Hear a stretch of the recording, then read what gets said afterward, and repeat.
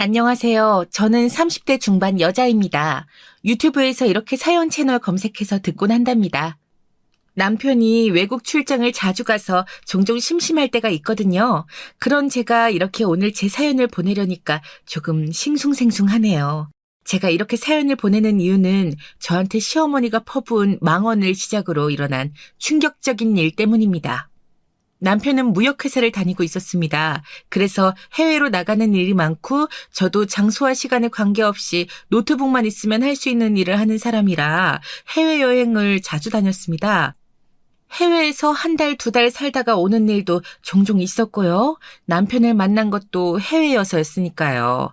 저의 직업을 정확히 모르는 사람들은 저를 백수라고 생각하기도 한답니다. 하는 일을 말하지 않으면 제가 매번 해외에 있거나 집에 틀어박혀 있으니까요. 재택으로 일하는 사람들이 요즘 얼마나 많은 세상인데도 말이죠. 아직 우리 사회는 편견에서 벗어나는 게 자유롭지 못한 사회인 건 맞는 것 같습니다. 제가 오늘 그 편견을 깨드릴 그리고 통쾌하실 수 있는 저의 이야기를 풀어보겠습니다. 그럼 시작하겠습니다. 사실 저희 집은 일을 따로 하지 않아도 먹고 살 만큼 부유한 편이긴 했습니다. 그래서 외국에서 초, 중, 고를 다 나왔어요. 대학은 한국에서 다녔지만요. 굳이 제가 잘 사는 걸 티내지 않고 살았습니다. 외국에서는 부자들도 그러고 다니니까요. 그래서 한국에서 대학을 다닐 때에도 그랬죠. 제 주변 한국 친구들은 저희 집이 부자인지 아예 모르고 있었죠. 남편과 외국에서 만날 때에도 한국에서 회사 다닐 필요가 없으니까 그냥 노트북이나 들고 여행이나 가 있었던 거고요. 그때 남편이랑 만났는데 남편의 외모에 반했달까요? 한 달 동안 한국인을 보지 못하다가 보게 돼서 그런 걸까요? 출장으로 온 남편과 우연히 동선이 자꾸 겹쳤고 같은 숙소를 쓰고 있었던 건 저희가 인연이라는 뜻이 아닐까요? 남편도 제가 싫지 않은 눈치였거든요. 그래서 귀국할 때 함께 귀국하게 되었죠. 뭐 한국에서 사나 외국에서 사나 저나 저희 집에서는 별로 문제되는 것이 없었으니까요. 한국에 들어와 있으면서 처음으로 지루하지 않았던 건 바로 지금의 남편 덕분이었습니다. 영업 출신인 남편은 서울과 경기도 수도권에 있는 맛집이란 맛집은 죄다 섭렵하고 있었고 볼꽃, 놀거리 등등도 빠삭하게 알고 있는 사람이었으니까요. 저는 한국보다는 해외에 주로 많이 나가 있었고 한국에서도 집순이라 집안에 박혀서 일하는 스타일이었기에 전혀 몰랐던 곳들을 새롭게 데려가주는 남편의 모습에 더욱 빠질 수밖에 없었습니다. 그렇게 저희는 빠른 속도로 서로에게 빠져들었고 제가 아니면 안 되겠다는 남편의 모습에 까탈스러운 시어머니도 결국에는 저희의 결혼을 허락하실 수밖에 없었습니다. 그토록 자유를 갈망하고 즐기던 저와 남편은 결혼 후에도 종종 외국으로 떠났지만 남편이 업무상 해외로 갈 때에는 결혼까지 한 마당에 저도 혼자 해외로 자꾸 떠나 있는 건 아무래도 시어머니가 계속 잔소리를 하실 것 같고 그런 것들이 떠올라 귀찮아서 한국에 있었습니다. 맨날 집에서 놀고 먹으면서 뭐하니? 너는 일 안 하니? 우리 아들은 돈 벌겠다고 외국에 나가서 고생하는데 너는 어떻게 남편 걱정도 안 하고 그렇게 집안에 콕 박혀만 있니? 아, 어머님 오셨어요? 언제 오셨어요? 남편도 없는데. 저 그리고 집에서 노는 거 아니에요. 일도 한다고요. 어머님은 모르시겠지만 저희 결혼한 지 이제 1년 차예요. 이런 신혼집에 너무 자주 오시는 거 아닌가요? 저 스트레스 받아요, 어머님. 오늘 밤에는 우리 아들 오는 건 알고 있냐? 너는 어떻게 된 게? 아이고, 우리 아들만 불쌍하지. 하여간 너 이리 좀 와서 우리 아들 좋아하는 음식 좀 해라. 내가 장 보았으니까 내가 시키는 대로만 해. 아니, 밤에 도착하면 씻지도 못하고 쓰러져 자기 바쁠 텐데 뭔 음식이에요, 어머님. 아, 정말. 그리고 저 음식 잘 못해요. 아시잖아요. 이렇게 사와서 하는 것보다는 요즘은 배달시켜 먹거나 나가서 사 먹는 게 훨씬 효율적이고 경제적이라고요. 아니, 네 남편 먹을 거 만들라는데 왜 이렇게 말이 많니? 집에서 한 일 없이 빈둥빈둥거리는 주제 빨리 일어나서 음식하지 못해? 시어머니가 도끼 눈을 하고 달려들길래 저도 뭐 혼자 하는 것도 아니고 옆에서 시어머니가 도와주신다면 요리는 할만하겠다는 생각이 들었습니다. 마침 그날은 전날에 일을 어느 정도 다 해놔서 여유로운 편이었거든요. 저는 외국에 오래 살다가 와서 그런지 고부 갈등은 없을 줄 알았는데 꼭 그런 것도 아닌 것 같더라고요. 그래서 이 정도는 한번 맞춰주지 뭐 그런 생각으로 시어머니와 함께 하루 종일 음식을 했습니다.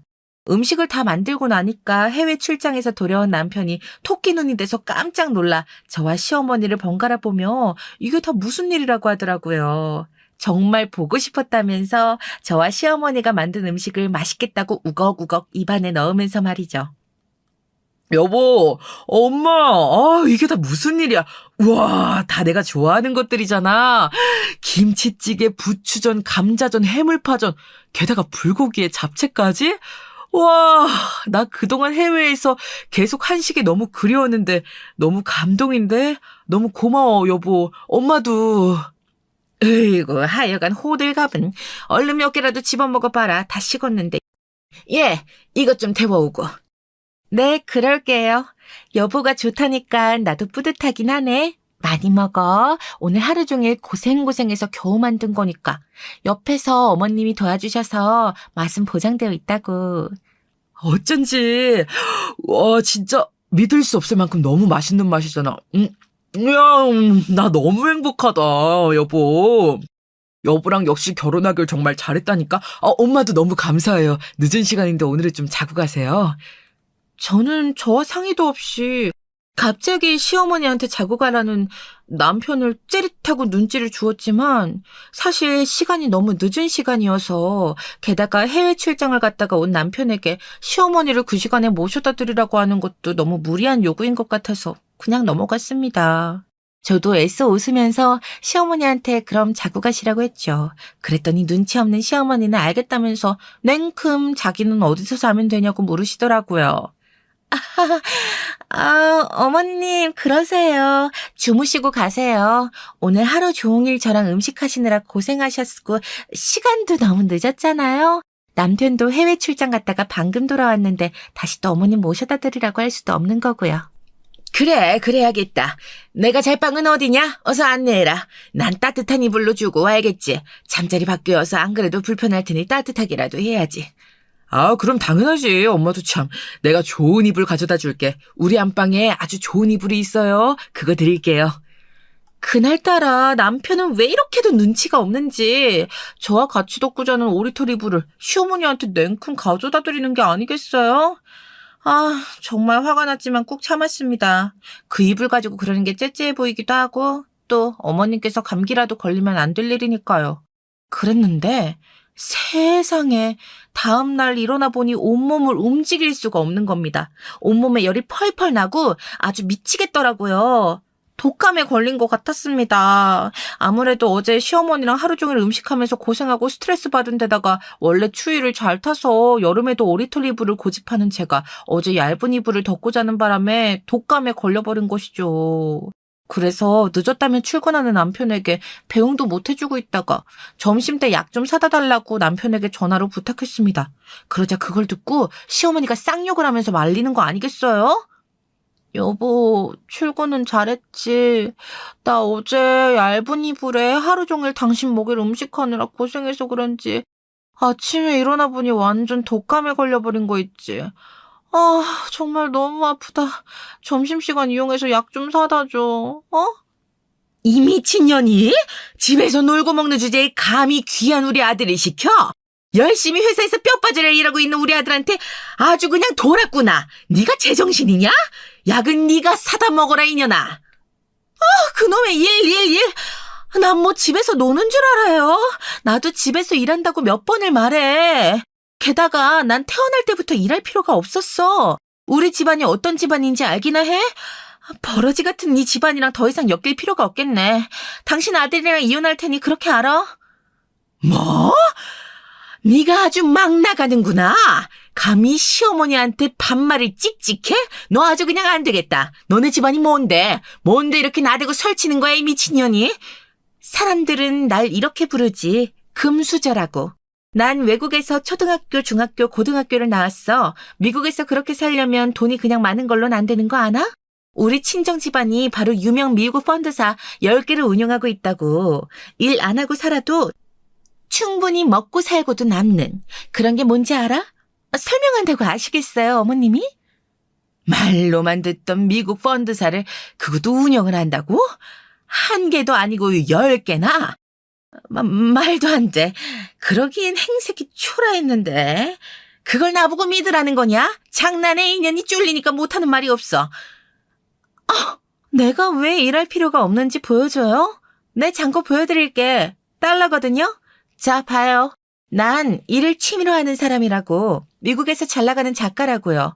어차피 돈은 차고 넘쳐서 일 안 해도 되지만 내가 재능이 있는 걸 어쩝니까? 또 아무 일도 안 하면 지겨워서. 이게 다 얼마야? 그럼 그게 다 진짜라는 거야? 아이고, 말도 안 돼. 이건 아니지, 아니야. 우리 아들은 잘못이 없으니 이혼은 하지 마. 내가 잘못했으니까. 아유, 누구 때문에 독감 걸려서 아픈데 약 사다 달라고 하는 걸 듣자마자 나와서 저한테 쌍욕을 박는 시어머니를 보고 도저히 더 이상 참을 수가 없었습니다. 남편과의 이혼을 선언하고 금수저 친정집안 정체를 밝혔더니 그 자리에서 시어머니가 쓰러지면서 잘못했다고 비는 겁니다. 참! 추잡해서 상대도 하기 싫어진 저는 노트북만 챙겨서 주차장으로 나왔습니다. 차를 타고 친정으로 가버렸죠. 남편은 저에게 줄 독감약을 사서 집에 왔다가 망연자실하고 있는 시어머니를 보고 무슨 일이냐며 다그쳤습니다. 아니, 아내는 어디 가고 엄마는 또 왜 이러고 계세요? 무슨 일 있었어요? 독감 때문에 아프다던 사람이 대체 어딜 간 건지. 약이나 먹고 가지. 엄마는 왜 이렇게 무릎을 꿇고 있어요? 다리 안 아파요? 아들아, 우리 아들, 엄마가 미안하다. 내가 좀 참았어야 하는 건데 그게 말이다. 아니, 아프다는 년이 전화를 굳이 해가지고 일하고 있는 너한테 약을 사다 달라고 했잖니. 지는 손이 없어, 발이 없어.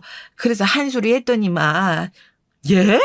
뭐라고 하셨길래 이 사람이 나갔어요? 엄마도 참. 그래서 지금 제 아내 어디로 갔어요? 약은 먹어야죠. 아파도 꼼짝도 못하겠다고 하던 사람이. 내가 너무 괘씸해서 쌍욕 좀 했다. 아이고, 근데 자기는 타고난 금수저라서 몰래 일 안 해도 된다면서 친정 집안이 알고 보니 어마어마한 부자인 걸 그제서야 말하더구나. 미국 달러로 그렇게 많은 금액이 현금으로 들어있다니. 그런 건 난 처음 본다, 아들아. 너도 알고 있었니? 에? 아니, 무슨 쌍욕을 하셨길래 아내가 그 아픈 몸을 이끌고 집을 나갔대요. 그나저나 그건 무슨 소리예요? 아내 친정에 어마어마한 부자라고요? 그건 몰랐는데. 사실이에요? 너도 몰랐던 거냐, 역시?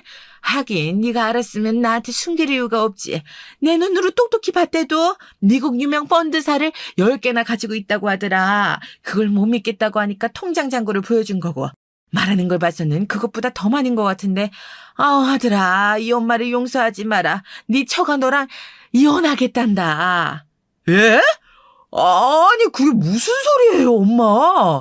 우리 결혼한 지 만으로 1년도 안 되었다고요. 뭐 때문에 나랑 이혼을 한대요? 내가 뭘 잘못했다고?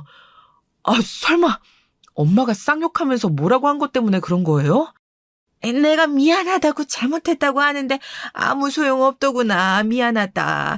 네가 한번 잘 얘기해봐. 네가 어떻게 저런 자산을 가진 여자를 또 만나겠어? 에? 나는 그것도 모르고 맨날 집에서 일도 안 하고 논다고 구박을 했는데 내가 죽일년이다. 죽일년이야. 아니, 그러니까 왜 그러셨어요? 가뜩이나 바쁜 사람을. 미국에서 잘 나가는 작가란 말이에요. 그때는 작가 지망생이었고 결혼하고 데뷔했는데 대박 났어요. 시댁에는 천천히 이야기하자고 해서 숨기고 있었던 건데. 근데 그것 말고도 더 엄청난 건 내 아내가 그렇게나 부자였다는 거잖아요. 그런 아내를 전 절대 놓칠 수 없다고요. 일 틀어져서 정말 이혼하게 되면 엄마가 책임질 거예요? 도움이 안 돼, 도움이. 일단 네가 나 한번 쫓아가서 잘 타일러 봐라. 내 욕을 해도 좋고 하니까 나 보기 싫다고 하면 안 보고 사는 방법도 있다고. 절대 이혼만은 하지 마라. 알았지? 몰라. 이제 엄마 말 절대 안 들을 거예요. 왜 전화는 안 받는 거야? 정말 미치겠네. 남편은 애타게 전화를 계속했지만 저는 받지 않았습니다. 정말 남편과 헤어질 생각이었거든요. 생각해보니 남편은 해외 출장을 다녀와서 아무리 해롱해롱한 상태였다고 해도 저와 상의도 없이 시어머니를 재우는 것도 제 이불을 시어머니한테 제 허락 없이 가져다 준 것들 모두 마음에 들지 않았거든요. 무리한 일이었죠.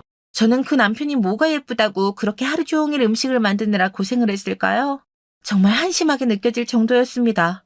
남편은 저희 친정까지 쫓아와서 자기는 저와 헤어질 수 없다고 하더라고요. 그래서 저는 저의 굳건한 생각을 남편에게 말해줄 수밖에 없었습니다.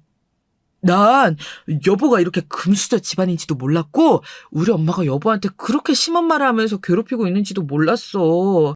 엄마한테 다 듣고 왔어. 그렇지만 여보, 난 여보가 없으면 못 살아. 여보랑 이혼 절대 못해. 엄마도 당신한테 얼마든지 사과 계속 하시겠대. 그러니까 한 번만 용서해주면 안 될까? 여보, 내가 금수저 집안이라서 이렇게 붙잡는 거 내가 모를 줄 알아? 여보도 잘못한 게 정말 없다고 생각해? 내 허락도 없이 어머님을 우리 신혼집에 재운 거, 내 이불을 뺏어서 어머님 드린 거 전부 잘못이라고. 알긴 해? 내가 그래서 독감에 걸린 거잖아. 아, 그런 거였어? 아, 다음부터는 내가 이런 일 없도록 할게. 정말 미안해. 정말 잘못했어. 내가 죽을 죄를 지었다니까? 정말이야. 한 번만 용서해줘. 부탁할게. 이렇게. 난 또 다른 이유가 있는 줄 알았잖아. 우리 엄마도 진심으로 잘못했다고 하시니까 한 번만 봐주라. 포장이사 사람 보낼 거야. 내 짐은 그 사람한테 말해서 대충 챙겨 나올 테니까 이혼 서류에 도장이나 찍어. 당신이랑은 이제 끝이니까. 그럼 몰상식한 시어머니 아들인 걸 평생 후회하면서 저주하면서 살아? 이제 나랑은 상관없는 일이니까. 그리고 우리 친정집에 이렇게 찾아오지도 마. 경찰에 신고할 거니까. 아니, 내가 여보 남편인데 친정에 오지도 못해? 그리고 포장이사라니 정말 나랑 끝낼 생각인 거야? 내가 잘못했다잖아. 우리 엄마도 잘못했다고 계속 그러신다니까. 원하면 우리 엄마 안 보고 살 수 있게도 해줄게. 그러니까 제발 화 풀어. 아니야. 뭐라고 말하든 내 마음은 바뀌지 않아. 절대로. 그러니까 사람 귀찮게 하지 말고 가줄래? 경호업체 불러야 갈래? 우리 집이 금수저인 거랑 너랑 이혼하는 건 아무 상관이 없어. 너희 엄마가 집에서 논다고 무시하고 너한테 약 사달라고 한 거 트집 잡는 속 좁고 쪼잔한 사람이라서 너한테도 오만정이 다 떨어진 거라고. 알아? 그건 우리 엄마의 잘못이잖아. 사과도 했고 말이야. 난 엄마랑 달라. 알잖아. 그러니까 나를 봐서라도 이번 한 번만. 말했을 텐데 내 결정 번복하는 일 따윈 없을 거라고. 그리고 당신도 잘못 있다고.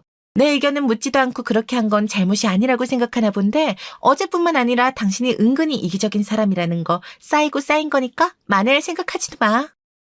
이제부터 내가 변해볼게. 그러니까 나 좀 살려주라. 내가 막말로 어디 가서 너 같은 재력가 금수저 집안이랑 결혼할 수 있겠어. 나야 뭐 모르고 긁은 복권이지만 이제야 복권인 걸 알았는데 바로 버려질 순 없지.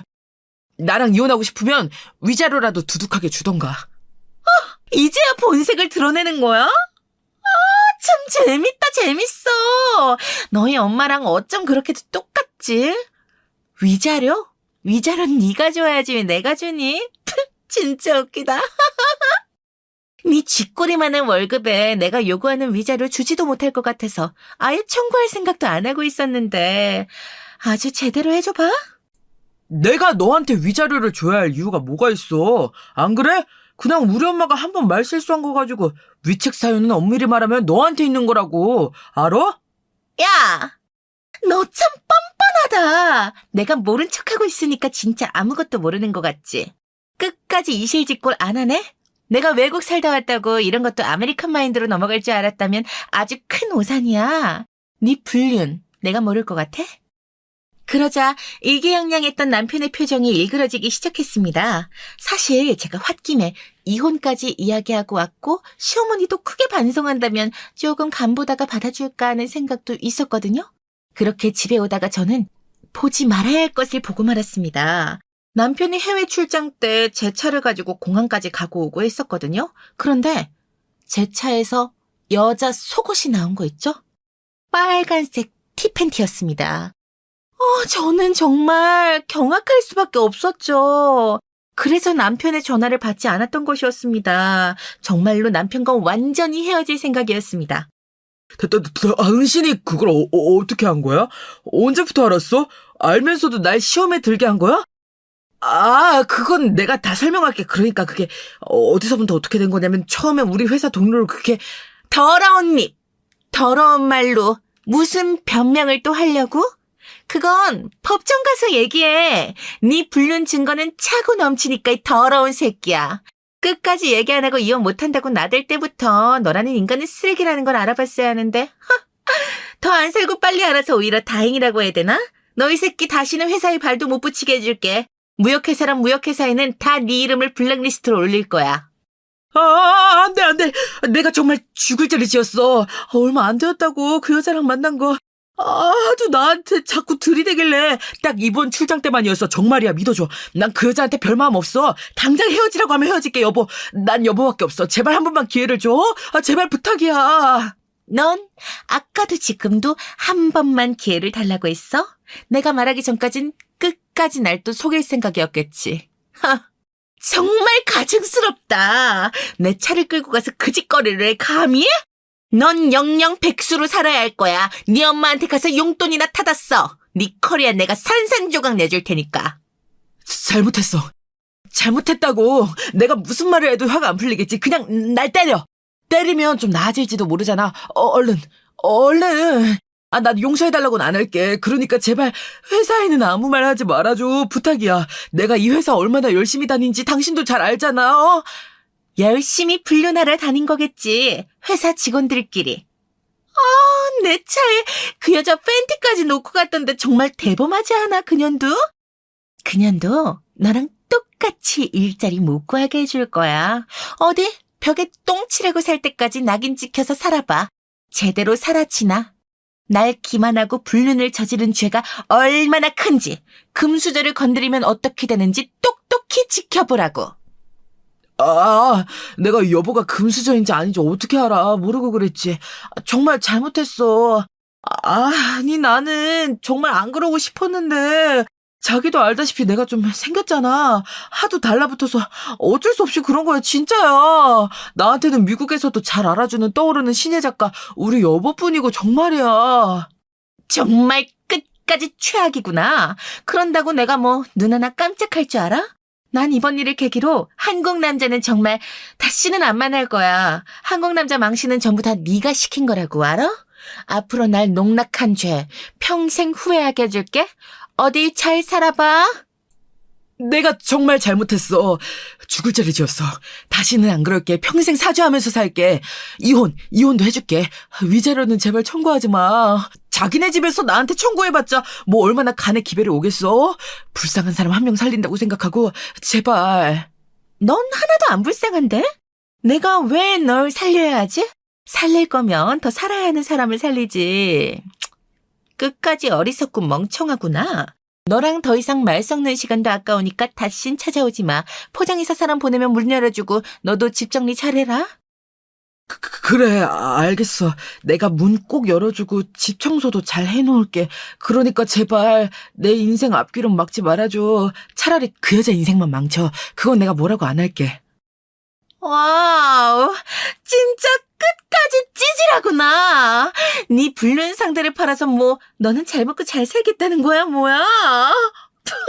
진짜 웃기는 데도 선수구나. 가지가지 한다, 정말. 난 들어간다. 거기서 죽을 치든 알아서 해. 어차피 경호업체 부를 거니까.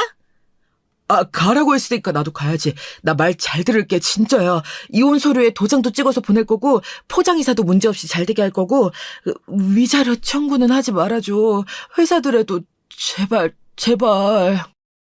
애원하는 남편을 뒤로하고 저는 남편을 비웃어주고 친정집으로 들어갔습니다. 정말 가소롭고 뻔뻔하지 않나요?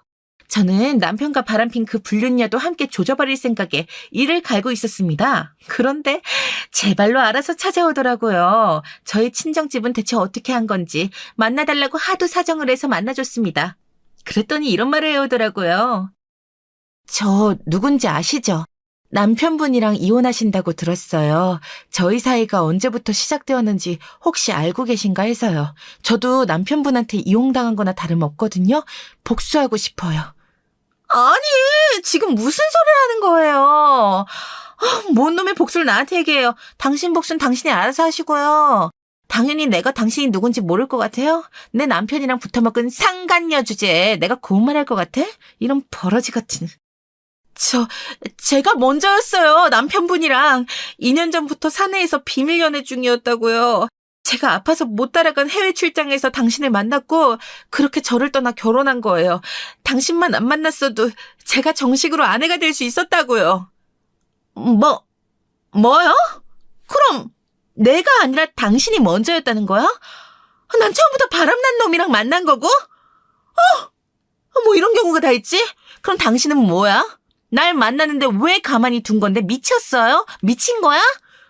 난 천에 고아예요. 시어머니가 절 받아줄 리가 없었죠. 분명 반대하셨을 거고. 그래서 한 번 이혼하고 나한테 돌아오기로 한 거라고요. 그래서 기다리고 또 기다렸는데 그 사람이 날 버렸다고요. 차갑게. 마치 나한테 아무 감정이 없던 사람처럼요. 이건 뭐 막장 드라마도 아니고. 그러면 잠깐만. 나를 만나기도 전부터 내 남편이랑 사귀는 사이였고 남편네가 얼마나 대단한 집안이라고 고아인 당신을 반대할까봐 이혼남이 될 때까지 기다렸다는 거? 이런 거 맞나요? 정말 너무 기가 차고 어이가 없어서 확인을 해야겠어. 맞냐고요? 말씀하신 그대로예요. 그런데 이혼이 늦어져서 저랑 해외 출장 갈 때마다 늘 함께하면서도 결혼 생활을 계속 유지하는 그 사람을 보며 이대로는 안 되겠다 싶어서 제가 몰래 제 팬티를 차에 둔 거였어요. 그래서 우리 관계를 눈치채셨던 거겠죠? 그런데 그게 오히려 역효과가 났다고요. 갑자기 그 사람이 나한테 헤어지자고 했다고요. 필요 없어졌다고. 당신이 엄청난 부자의 금수저 집안이라는 걸 몰랐다고 하더라고요. 그러면서 자기는 이러고 있을 때가 아니라면서 저와의 모든 시간을 부정했어요. 그럼 그 사람한테 정말 복수하고 싶어요.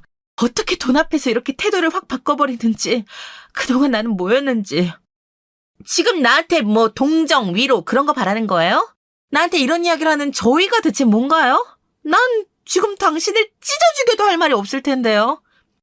저도 복수하게 해주세요. 그 남자한테. 전 남편 꼴도 보기 싫으실 거 아니에요. 바람을 2년 넘게 펴온 남편을 그냥 이대로 용서하고 이혼만 해서 끝내버리실 건가요? 누구 좋으라고요, 네? 그건 당신이 상관할 바 아니지 않나? 하나 더 알려줄까?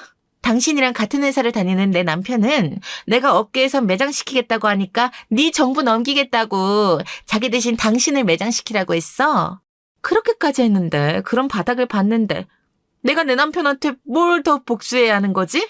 이미 당신은 충분히 버림받아서 힘들 거고 난 어차피 내가 하려던 대로 남편을 업계에서 매장할 거야. 개인적인 복수는 알아서 하시라고. 그게 정말이에요? 어떻게 날 팔아먹을 생각까지 하다니 이 썩을 놈, 찢어 죽일 놈이. 그동안 날 가지고 논 것도 모자라서 날 어떻게 그래. 업계에서 매장하는 것쯤이야. 나한테 어려운 일도 아니야. 그건 내가 할 복수니까. 다른 복수는 알아서 찾아서 해봐. 말리진 않을 테니. 내 차에 팬티를 둔 건 잘했어. 안 그랬으면 이 일을 몰랐을 테니까 그런 면에선 고맙기도 하네. 아무튼 우리가 두 번 다시 보는 일은 없었으면 하는데. 역시 모르고 있었군요. 그러면 다행이고요. 업계에서 매장돼서 또 날 찾으면 그때 더 처절하게 버려버리는 걸로 생각하고 있어야겠네요. 감사해요. 오늘 만나러 오길 참 잘했네요. 참! 이제 이런 머저리 같은 새끼한테 매달리지 말고 스스로 인생을 살아. 씁쓸한 마음이 들어 마지막으로 이렇게 이야기하고 저는 상간녀를 돌려보냈습니다. 상간녀는 남편의 소식에 적지 않은 충격을 받은 것 같더라고요. 무슨 이렇게 양파 같은 남자가 다 있을까요? 까면 깔수록 나쁜 속내가, 썩은 속내가 저 밑바닥까지 다 드러나 버리니까요. 정말 끔찍합니다. 제가 2년 동안 남편에게 속은 걸 생각하면 말이죠. 태어날 때부터 일할 필요조차 없었던 저 금수저 집안의 딸을 이렇게 제가 이렇게 티를 안 내고 다닌 건 외국에서 자는 탓도 있지만 신비주의 컨셉을 고집하는 부모님의 영향이 제일 컸습니다. 어릴 적부터 저는 늘 엄마 아빠한테 물어왔던 것이었거든요. 뭐든 다 돈으로 해결할 수 있다고 해서 돈부터 내밀면 얕보이게 된다. 진심을 다해 말하고 일단 없는 척하고 해결해봐. 그리고도 안 되면 돈이라는 2차 카드를 꺼내는 거야. 그래, 딸아. 만약 상대가 너의 부와 자산이 어디 정도인지 알게 된다면 그게 너의 힘이 될 수도 있지만 반대로 널 공격하게 되는 약점이 될 수도 있다. 그래서 정말 믿을 만한 사람이 나타나지 않는다면 숨겨야 한다. 난 드러내고 싶은데 엄마랑 아빠가 숨기고 살아가야 한다고 하니까 그래 볼게요. 난 착한 어린이니까. 어차피 친구들도 부자든 아니든 별로 티도 안 내긴 하니까요. 그래서 우리가 널 미국에서 키우는 것도 있어. 한국은 그게 서열화되어 있고 티내지 못해서 안달난 사람들이 많거든. 그런 곳에서 우리 딸을 키울 순 없지. 너무 그러지 마요. 우린 한국 사람인데 한국을 싫어하게 되었어. 딸아, 초등학교, 중학교, 고등학교를 미국에서 보내고 나면 한국에서 대학을 다니게 될 거야. 그러면 우리의 말이 무슨 뜻이었는지 이해가 될 거다. 알겠어. 그나저나 여긴 어떻게 한국 사람이 하나도 없어요? 다 미국인이라 좀 그래요. 나도 한국인 친구 만나고 싶다. 나중 가면 한국에 있는 사람들이 꿈꾸는 친구를 가진 사람이 되어 있을 거다. 그러니까 부지런히 친구 많이 사귀어놔. 실제로 한국 사람들 중에 아메리칸 드림을 꿈꾸는 사람은 많지만 정말 미국에 와서 사는 사람은 많지 않거든. 왜 많지 않아요? 많이 넘어와서 살면 되는 거 아니에요?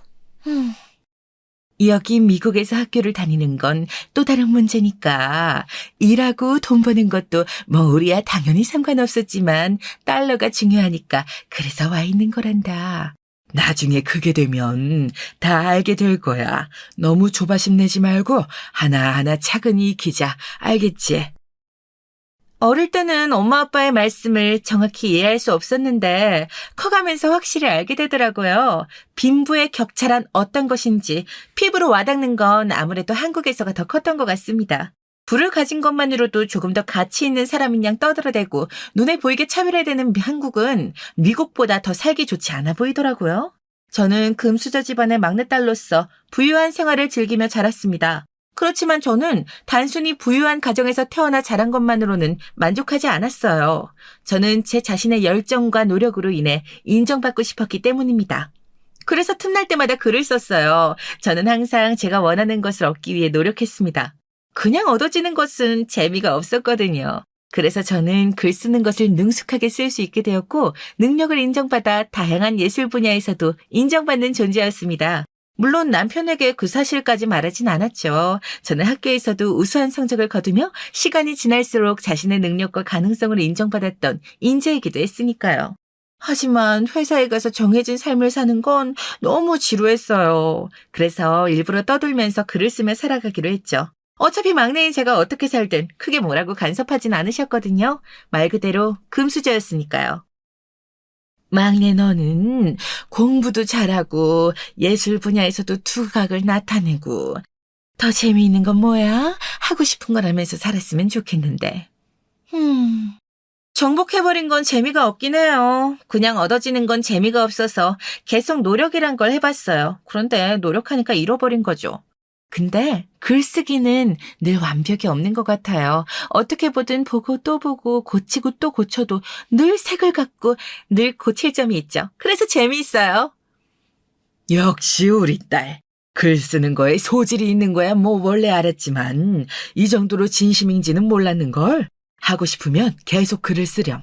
감사해요. 언제든 바뀔 수도 있어요. 아시겠지만. 그럼 그때 또 말씀드릴게요. 그래도 되죠? 그럼 당연하지. 네가 누구 딸인데. 막내는 하고 싶은 거 다 해도 돼. 그래도 되는 거야. 예술적으로 하고 싶다고 하면 내가 투자하는 것도 방법이니까. 글이 지겨우면 그림을 그리렴. 우리 딸은 아무것도 안 하고 놀아도 돼. 노는 게 제일 재미있으면 그렇게 하고 싶은 대로 해. 다 괜찮아. 알겠어요.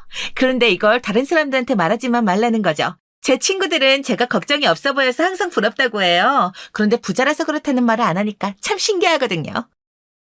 아주 잘하고 있구나. 계속 그렇게 하면 돼. 그냥 말을 안 하고 넘어가면 알아서 추측하는 게 사람들 습성이니까 꼭 말을 하면서 달리지 말라는 거지. 필요할 땐 언제든 이야기해. 너의 무기가 되어줄 수도 있으니까. 네, 그럴게요. 필요할 때는 얘기해버릴게요. 그게 좋겠네요. 특히 한국에서는 더더욱이요. 사실 해외에서는 친구들이 그런 거 궁금해하지도 않아서요.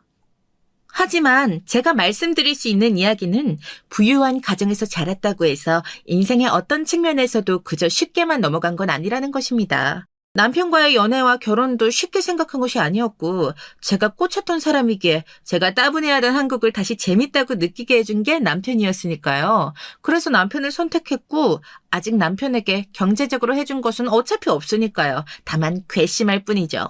저를 만나면서부터 그 시작이 이미 양다리였다는 거잖아요.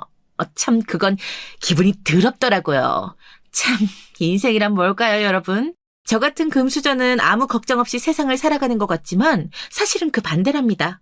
탐욕 없고 순수한 사람, 열심히 사는 사람을 택했던 건데 도대체 제가 뭘 잘못한 건지 아무리 생각해도 모르겠더라고요. 그냥 똥 밟았다고 생각하는 편이 더 마음 편하겠죠? 제 가족들은 제가 이렇게 사연을 즐겨 듣는지 아무도 모릅니다.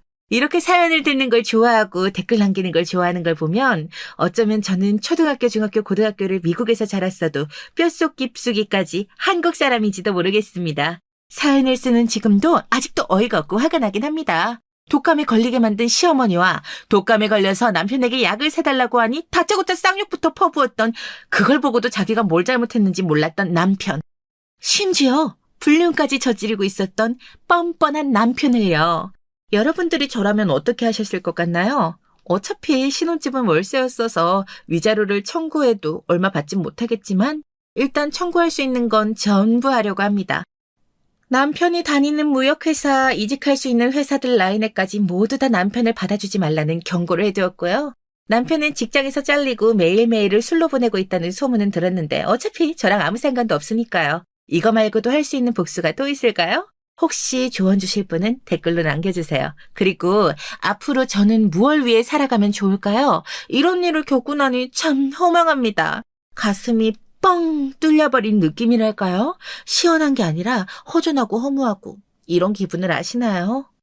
제가 사랑했던 남편의 모습이 첫 모습부터 끝날 때까지 모두 거짓이었다니 이 더러운 기분을 대체 어떻게 해야 할까요?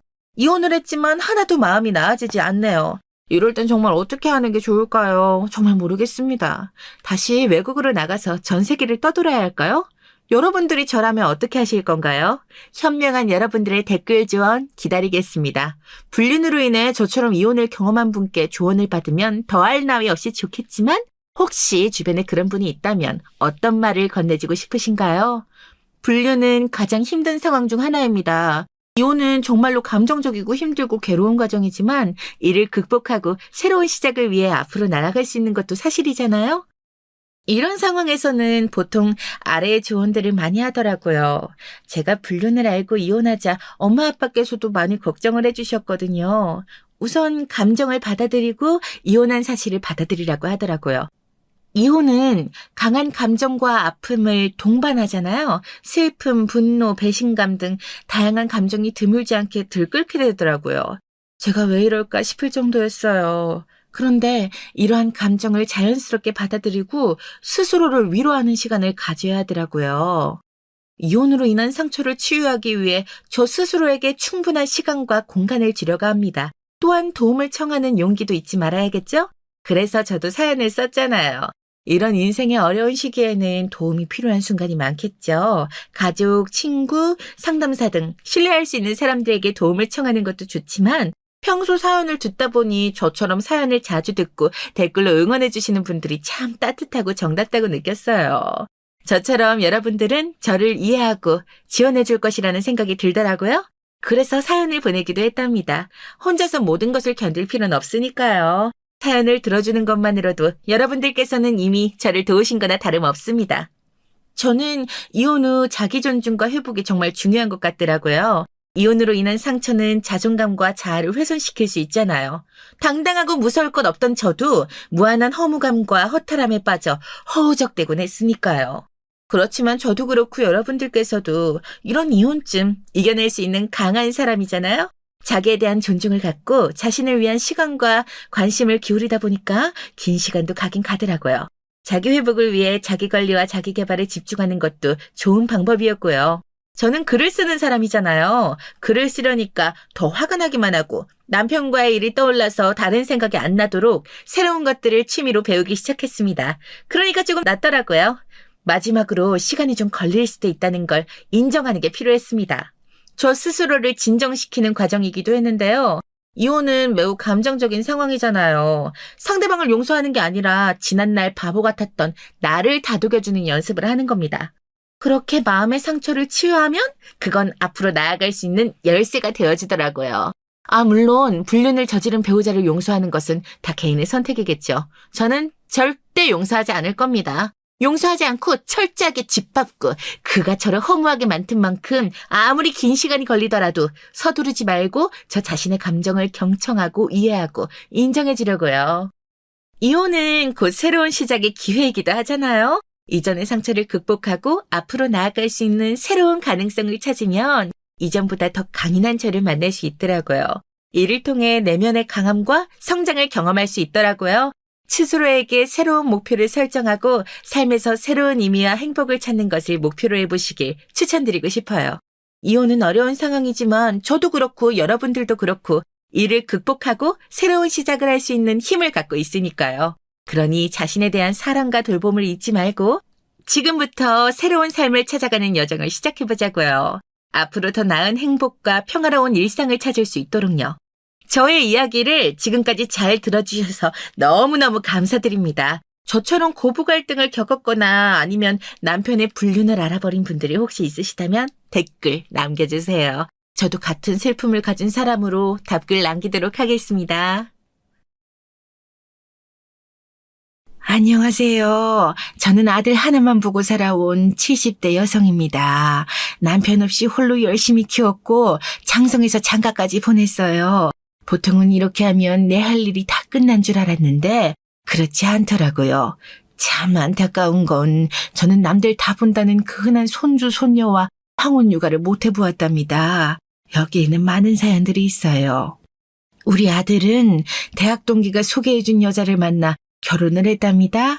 처음에 저한테 데리고 와서 인사시킬 때만 해도 얼마나 놀랐는지 몰라요. 한눈에 봐도 늘씬하고 키도 크고 예쁘고 어디서 이런 처자를 데려왔나 했네요. 며느리는 일찍 부모님이 다 돌아가신 상태로 외삼촌 댁에서 자라 결혼식에도 외삼촌 부부가 나란히 앉으셨답니다. 그리하여 둘이서 예쁘게 잘 살길 바랬는데 제 바람만 그랬던 건가 봐요. 우리 아들은 원체 별로 말이 많지 않은 성격이라 자기 얘기를 안 하는데 신혼여행 갔다 오고 얼마 안 돼요. 이런 전화를 걸어왔더라고요. 엄마, 유진이랑 요즘 자꾸 싸워서 힘드네.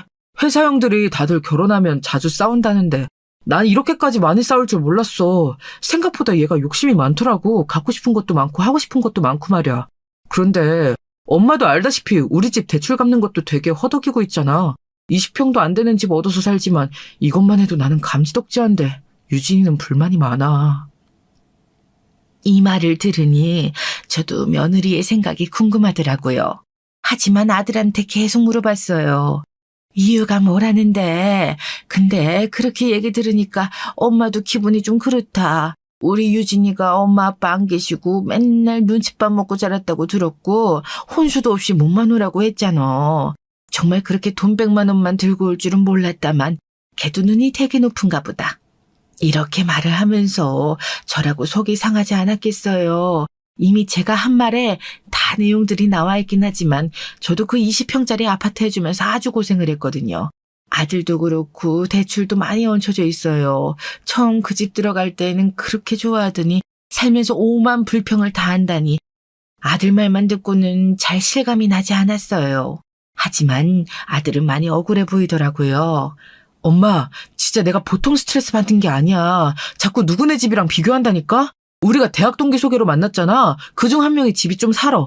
근데 맨날 걔네들이랑 어울려 다니더니 결혼하고서 비싼 필라테스를 끊어달라느니 자기는 아기 갖기 전 몸 상하기 싫어서 일 안 한다느니 그러면서 마트랑 백화점을 그렇게 다녀. 집밥은 먹을 것도 마땅히 없고 말이야. 여기까지 듣고 있으면 보통의 평범한 엄마들이라면 화가 날 수밖에 없잖아요. 그런데 제가 나선다고 해서 별 수 있을 것 같지도 않아서 혼자 끙끙 앓았어요. 주변을 보니 이런 걸로 시어머니가 섣불리 나섰다가 아들 부부 이혼시켰다는 말들이 있더라고요. 저는 일찍 남편을 보냈기 때문에 시집살이가 그렇게 심하진 않았지만 주변에도 하도 많이 봐서 다짐한 게 있어요. 절대 애들 일에 직접적으로 나서지 않겠다고 말이에요. 게다가 또 막상 며느리는 저를 만나면 그렇게 잘했어요. 어머니, 안녕하세요. 저 오늘 어머니가 해주신 초계국수 먹고 싶어요. 오빠랑 놀러 가도 돼요? 이러면서 집에 자주 왔었어요. 적어도 결혼하고 한 몇 달 정도까지는 말이에요. 저러다가 자기 남편이랑 싸우는 횟수가 늘어나니 아무래도 우리 집에 드나들거나 저한테 전화하기 좀 거북했겠죠. 그러더니 그 이후로는 잘 안 오더라고요. 그런데 그런 저도 한 번은 나서야 했던 날이 있었으니 아들이 아주 심장덜컥한 내용을 전화를 걸어온 거 있죠. 엄마, 나 너무 당황스러워. 어떻게 수습을 해야 돼? 유진이가 글쎄 나보고 이렇게 못 산다고 이혼하자는데? 나 이런 얘기를 들을 거라고 상상도 못했어. 지금 엄마한테 좀 가도 돼? 이 말을 듣고 저도 일하던 중에 심장이 쿵 하더라고요. 대체 무슨 말인가 싶어 찬찬히 얘기해보라고 했어요. 아들도 오죽 진정이 안 되었으면 집 밖으로 나와 있다고 하더라고요. 나랑 싸우다가 홧김에 한 말 같기는 한데 쟤는 그런 얘기를 너무 서슴없이 해. 그리고 싸우다가 말도 안 되는 걸로 울어. 어제도 옆집에서 찾아왔다니까? 이사를 가든지 이혼을 하든지 그리고 마누라 우는 소리 좀 안 들리게 하래. 나 정말 너무 지친다, 엄마. 나는 얘한테 할 만큼 하고 있어. 유진이도 노력을 한다고 하지만 하는 것보다 쓰는 돈이 훨씬 많아. 내가 화가 안 나게 생겼어? 그걸 갖고 뭐라 했더니 빽거리고 울면서 그렇게 자기가 싫으면 이혼하자는 거야. 듣고 보니 이건 아닌 것 같아 그날 저녁 며느리와 아들을 불렀어요. 화가 너무 나서 진정이 안 되었지만 막상 며느리를 보니 너무 대놓고 내 아들 입장에서만 뭐라고 할 수도 없겠더라고요. 그래서 최대한 참고 눌러서 말을 했는데 며느리는 대뜸 저에게 서운하다는 거예요. 너희 말이야. 아무리 그래도 이혼이라는 얘기는 쉬운 얘기가 아니야. 유진이 너도 너희 외삼촌 숙모 다계신 앞에서 결혼했잖니. 살다 보면 힘든 일도 있고 그런 거야. 그걸 무조건 이혼이나 극단적인 얘기로 가면 안 돼. 무슨 일로 싸우던 너네 맘이고 너네 몫이지만 그런 얘기를 꺼낸 건 잘못이야. 제 딴에는 둘이 왜 싸웠는지 근원지를 따지지 않고 그냥 저런 심한 부분만 자꾸 끝내려고 했어요. 헌데요 며느리는 자기가 친정이 없어서 그런다며 이상한 데서 투집을 잡는 거예요. 어머니, 저 이런 부분 너무 서운해요. 오빠가 어머니한테 이렇게 다 일로 바치잖아요. 저라고 서운하고 화나는 거 없겠어요? 저도 우리 집에 다 말하고 싶어요. 그런데 말할 것도 없고 저랑 싸운 거 그렇게 어머니한테 일일이 다 일러 바치는 줄 몰랐어요. 그리고 어머니도 저만 이렇게 야단치실 줄 몰랐고요. 그러면서 또 큰 눈에 눈물이 그렁그렁해서 울려고 하는데 이때 새삼 얘랑 말이 잘 안 통하는 게 느껴지더라고요. 아들도 이 순간 당황하고 더 문제가 어려워진 것 같다는 표정이길래 그게 아니라며 저는 달래고 올라가면서 둘을 내보냈답니다. 기왕 온 거 반찬까지 싸줘가며 둘이 잘 지내보라고 보냈는데 대체 어디서부터 잘못된 걸까요? 남들이 볼 때는 별 문제도 아닌 것 같고 그냥 남녀가 하나 되는 과정이라고 생각할 수도 있지만 저희 아들과 며느리는 그 뒤로 6개월도 안 지나서 갈라서게 되었답니다. 그 기막힌 이유는 여기 있는데 다시 생각해봐도 너무 어이가 없고 가슴 한켠이 끓어오르는 게 느껴져요. 진즉 제가 크게 야단을 치고 방방 뛰면서 잡았어야 했던 것일까요? 아니면 대체 저희 아들과 제가 뭘 그렇게 잘못하고 어디서 허술했길래 이런 일이 일어난 건지 이해가 안 갑니다. 우리 아들은 이러나 저러나 자기 부인을 예뻐했고 그리고 같이 살고 싶고 사랑하니 저한테 속상한 부분을 토로했었겠죠. 그런데 며느리는 그 부분을 너무 잘 알고 있던 건지 툭하면 우리 아들을 재촉하고 따지고 싸움을 걸고 삐지고 풀기를 반복했던 거예요.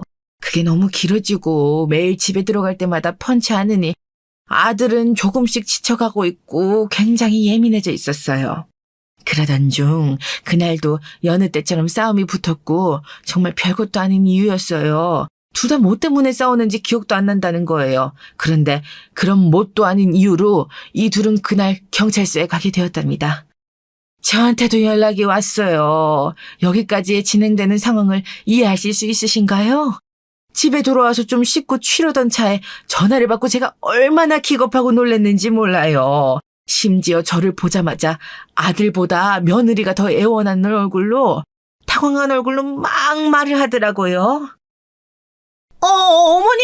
어머니, 죄송해요. 별거 아닌데 진짜. 제가 신고를 해가지고 죄송해요, 어머니. 오빠가 일부러 그렇게 막 세게 저를 밀어낸 게 아닌데 죄송해요. 제대로 취소가 안 되더라고요. 홧김에 전화한 거라고 몇 번이나 말씀드렸는데 안 받아주시네요. 이러면서 또 눈물을 뚝뚝 흘리는 며느리를 보며 저는 정말 온몸에서 피가 싹 빠져나가는 느낌이었어요. 상황인즉슨 둘이서 또 여지없이 신명나게 싸우다가 너무 지쳐서 나가려는 우리 아들을 며느리가 잡았다고 하더군요. 아들은 또 붙잡혀서 누구랑 비고당하고 삐지고 하는 소리를 듣기 싫어 뿌리치고 나가려는데 그 순간 며느리가 옆으로 몸이 기우뚱했나 봐요. 그러고도 나가려는 우리 아들을 보고 며느리는 홧김에 신고를 한 거예요. 자기가 일방적으로 당했다, 남편이 무섭다 이런 식으로 연락을 했고 거기에 너무 기겁한 아들은 소리를 지르고 옆집에선 여지없이 뛰어나와서 그만들 좀 하라고 소란이 나고요. 아들이 다시 나가려고 했던 것도 그만큼 세기가 강하지 않고 별게 아니었으니 그랬던 거겠죠. 그 정도로 전화를 걸고 있는 자기 부인을 보고 처음에는 장난하는 줄 알았었나 봐요. 나는 얘가 진짜로 전화한다고 생각하지 않고 그냥 나 들으라고 쇼하는 줄 알았어, 엄마. 근데 세상에 진짜로 전화했을 줄이야. 나 평생 처음이야, 이런 일. 진짜 분이 풀리질 않아, 엄마. 이런 일이 처음인 게 과연 우리 아들뿐일까요? 저 역시 살 만큼 살았다고 몇십 년을 살아왔지만 이렇게 겪어본 건 처음이었어요.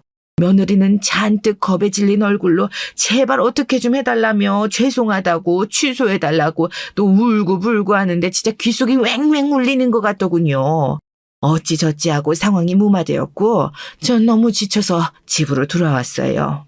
그런데 앞만 봐도 그렇고 아들이 진짜 결혼한 이래 멋잘한데요. 얼굴이 너무 빼짝 말랐더라고요. 늘 우울해 보이고.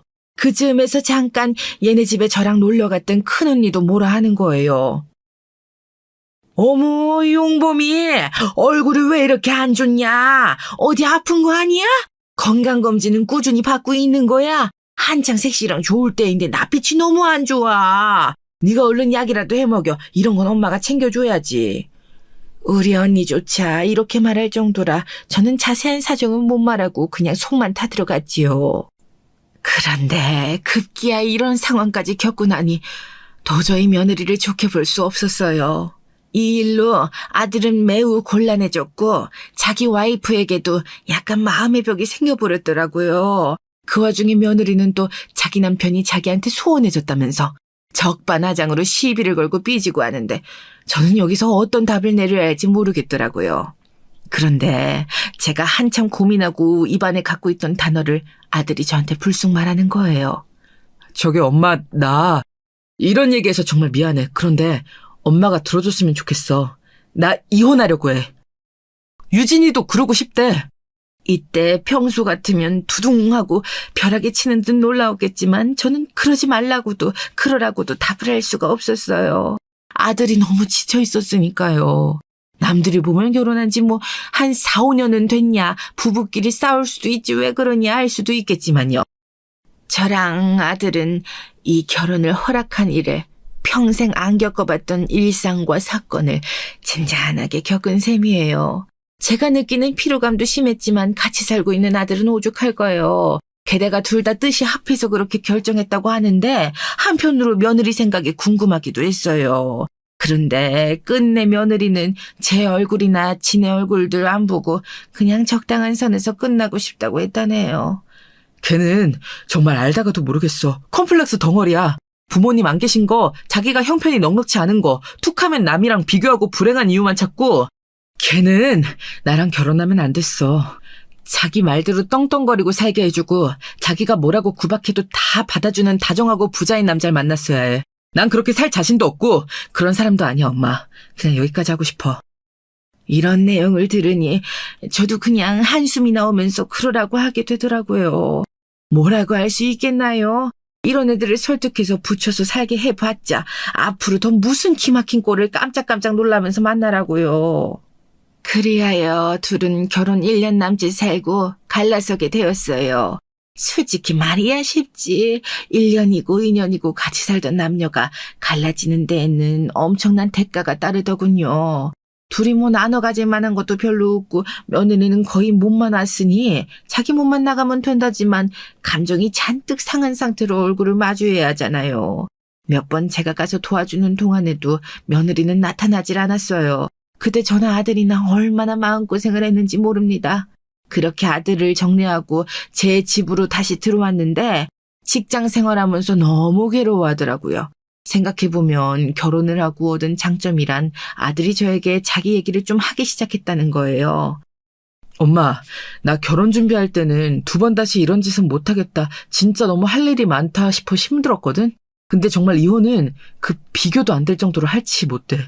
직장에 이혼한 거 오픈하긴 했지만 아직 모르는 부서 사람들 있잖아. 거래처 분들도 있고 말이야. 자꾸 눈치 없이 신혼재미 좋냐? 애기 소식은 언제 들려줄 거라고 묻는데 많이 불편해. 그럴 때 옆에서 누군가가 옆구리 툭 치면서 이대리 이혼했다고 속삭이는 소리도 힘들고 그래도 견뎌야겠지? 이 말에 정말 너무 가슴이 철렁하면서 속상하더라고요. 일찌감치 30대 초반에 결혼을 했고 그리고 이혼을 했으니 얼마든지 나중에 다시 시작할 수 있다고 했어요. 그런데 아들은 조금도 마음을 열지 않더라고요. 왜냐면 이후로 아들이 한 번 인연이 새롭게 엮인 적이 있었거든요. 다시금 결혼을 생각해 볼 수 있는 사람이 아들 앞에 나타났었어요. 본인은 저한테 개수가 아니라고 했지만 웬 아가씨가 몇 번 우리 집 앞에 따라왔었거든요. 아, 안녕하세요. 이대리님 어머님이시구나. 저기 같은 회사 근무하는 김지혜라고 해요. 안녕하세요. 듣던 대로 너무 인상이 좋으셔요. 이러면서 해맑게 인사하는 모습을 보니 좀 심상치 않게 느껴지더라고요. 이때는 아들도 이혼한 지 2년이 지났을 때고 저한테는 누구를 안 만나겠다고 했지만 뭔가 일이 있었나 봐요. 나중에 제가 꼬치꼬치 캐물으니 아들은 개수가 아니라고 하는 거예요. 아니야, 그런 사이. 그냥 회사 동료야. 그리고 지혜 씨는 나 결혼 과정부터 이혼까지 다 알아. 혹시 정말 만에 하나 엄마 말 맞다나 내가 재혼을 한다면 그런 상황 다 모르는 사람이랑 해야 되지 않겠어? 서로 불편하잖아. 내 결혼식까지 왔었던 사람이라고. 엄마도 기대하지 말고 그냥 잊어. 신경 쓰지 말고. 이 말에 저도 금방 김이 새어버렸어요. 사실 말 듣고 보면 그렇잖아요. 이날 마주했던 아가씨는 그전 며느리처럼 엄청난 미인까지는 아니어도 이쁘지 않았고 밝게 잘 웃는 인상이 보기 좋더라고요. 게다가 기본적으로 우리 아들에게 호감도 있어 보이고 저에게도 호의적인 것을 보니 예감이 괜찮았어요. 그런데 아들 말을 듣고 보니 이 또한 참 찝찝하고 안타깝다는 생각이 들었답니다. 별 수 없잖아요. 본인이 저렇게 말을 하니 그냥 넘기는 수밖에요. 그런데 시간이 얼마 지나지 않아 아들이 아주 놀라운 소식을 저한테 들려줬지 뭐예요. 솔직히 이렇게 2년 하나에 망설이고 있는 우리가 바보스러울 만큼 한편으로는 좀 깝깝한 소식이었어요. 엄마, 유진이 재혼했다더라. 나 저번에 동기들 모임 가서 들었어. 뭐라고? 재혼? 저는 이때 너무 놀라 닫고 있던 도마를 다 떨굴 뻔했어요. 아들은 제가 그렇게 놀라는 걸 보고 자기 마음을 들키고 싶진 않았나 봐요. 어쩌면 본인 역시도 당황스러우실 텐데 억지로 숨기며 말아두군요. 그렇게 부잣집 노래를 부르더니 진짜 희한해. 사람은 이래서 정말 말하던 대로 된다는 건가? 나보고는 월급 마음에 안 든다고 하고 오빠가 갖다 주는 돈으로 자기 할 거 다 하고 살기 힘들다고 그랬거든. 그러더니 정말 자기가 그렇게 동경하던 친구 남편들보다 훨씬 부자인 집에 시집을 갔다 나. 그지? 엄청 잘 살고 부자래. 시댁 어른들도 뭐 교수라던가. 다들 사자 들어가는 직업에 걔 신랑 되는 사람만 그나마 가장 직업이 별로라더라. 그렇다 쳐도 아무튼 되게 빵빵한 집인가 봐. 저도 일순간 표정 관리가 쉽게 되지는 않더라고요. 아니 뭐 잘못되라는 법은 없지만 우리 아들이 그렇게 시달리고 힘들어했던 걸 보면 마음이 좀 그렇잖아요. 아들도 되게 허탈한 듯 말을 하는 거예요. 엄마, 진짜 인생이란 거 왜 그런 걸까? 나도 엄마도 되게 열심히 살았고 고생했잖아. 노력한다고 다 잘 되는 건 아닌 것 같아. 그동안 노력한 건 다 빛을 봐왔는데 연애랑 결혼만큼은 그렇진 않네. 나 정말 걔랑 살 때 할 수 있는 모든 걸 다 해봤어. 부부 상담까지 받고 진짜 창피한데 아는 형들한테 조언 구하고 말이야. 근데 그 끝이 이러네. 저는 여기서 더 말이 나오질 않아 그만 얘기하자고 했는데 다시 아들이 말꼬리를 잡더라고요. 그것도 좀 놀라운 얘기로 말이에요. 그런데 엄마, 유진이만 재혼이 아니라 그쪽도 재혼이래. 애가 있다나 봐. 애가 있어? 아니 그럼 걔는 재혼해서 그 집 애를 키우는 거야? 사실 재혼보다 이 얘기가 더 놀라워서 재차 물어봤는데 그 대답을 들으면서도 참 씁쓸했어요. 애가 뭐 6살이라던가. 동기들 말로는 이혼한 집이니까 재혼하는 여자를 들이지 않았겠냐고 하더라. 그런데 그 정도 재산 있는 집이면 초혼인 여자들 들였을 것 같은데. 글쎄 모르겠어. 남자가 오죽 유진이한테 빠져있다나 봐. 진짜 별 얘기를 다 듣고 왔네 정말. 걔네도 참 그래. 나 이혼한 지 아무리 몇 년 됐다지만 그런 얘기는 자기들끼리나 하지. 그런 거 하나도 안 궁금한데 말이야. 아들은 이렇게 말하면서도 공허한 표정을 지었어요. 왜냐면 아들은 결혼하고 곧장 아기를 갖고 싶어 했었어요. 그런데 며느리가 싫어했죠. 몸 일찍 망가지기 싫다면서 좀 더 신혼 즐기고 임신할 거라나요. 칼같이 아기 계획을 미루고 해서 아들은 그 부분에서도 서운함이 많았어요. 그런데 이혼하고 나서 애 있는 집에 들어가서 자기 애도 아닌 애의 엄마가 되어 산다니 만감이 교차했나 봐요. 아무튼 그걸 좀 빨리 털쳐내면 좋을 텐데 이 답답한 녀석은 그러지를 못하는 거예요. 얼마 안 가 저는 아들에게 크게 화를 냈답니다. 이 답답한 녀석아, 이제 그만 너도 새로 시작해야지. 아니 너 좋다고 결혼도 한 번 안 해본 아가씨가 결혼하겠다고 쪼렇게 매달리는데 왜 그렇게 내치는 거야? 아들은 더 이상 이 화제로 얘기하기 싫다면서 그냥 막무가내로 말을 막더라고요. 엄마, 내가 알아서 할게. 나 진짜 누구 만날 기분 아니야. 내가 평생 뭐 안 만날지는 나도 모르겠어. 그런데 지금은 아무것도 하기 싫어. 엄마가 걱정하는 대로 이전 결혼에 미련이 있어서도 아니고 그냥 기분이 그래. 엄만 이혼 안 해봤잖아. 내 마음 알아? 아냐고. 모르면 이제 그만 좀 얘기해. 피곤하다 나. 이러면서 방으로 들어가 버리는 아들을 뒤로하고 이날 낮에 우리 집에 과일과 꽃을 두고 간 아가씨의 흔적을 서글프게 바라보았어요. 아들과 같은 회사에 다닌다던 그 아가씨는 우리 아들을 마음에 둔 지 몇 년 되었다더군요. 자기는 정말 아무런 과거도 상관이 없대요. 어머니, 저는 용범 씨를 처음 만났을 때부터 약간 관심이 있었어요. 그때만 해도 누구 만나는 분이 없으셔서 꼭 한번 교제해보고 싶다 생각했는데 제가 너무 고민을 길게 했나 봐요. 몇 달 안 돼요. 만나는 분이 있다고 하시더니 설마 했는데 그분과 1년 뒤에 결혼까지 하시더라고요. 좀 서글펐지만 진심으로 축하하는 마음이었어요. 지금도 같은 마음이에요. 저는 용범 씨가 잘 되길 바래요. 그래서 제 입으로 먼저 말하긴 너무 부끄럽지만 가능하다면 용범 씨와 함께 미래를 살고 싶어요. 이게 제 솔직한 마음이에요. 이 아가씨는 꽤 단호한 얼굴로 우리 아들에게 진심이라고 말을 하는데 이 바보 같은 녀석은 그냥 녹쳐도 된다는 식으로 다 놔버리는 거예요. 아가씨가 우리 집에 찾아왔던 것도 어느 순간부터 자기에게 거리를 두기 시작한 우리 아들이 마음에 걸려서 그랬다네요. 전 많은 걸 바라지 않고 이렇게 아들 좋다는 아가씨가 있을 때 그냥 둘이 잘 살길 바랬어요. 아들은 뭐가 그렇게 걸리는 건지 싫다는 거예요. 이 부분으로 저랑 며칠 냉전 중이었고 시간 지나 자기도 미안했는지 입을 열더라고요. 근데 그 이유를 정말 너무너무 알겠는 거예요. 가슴이 아플 정도로요. 엄마, 미안. 나 때문에 답답하지.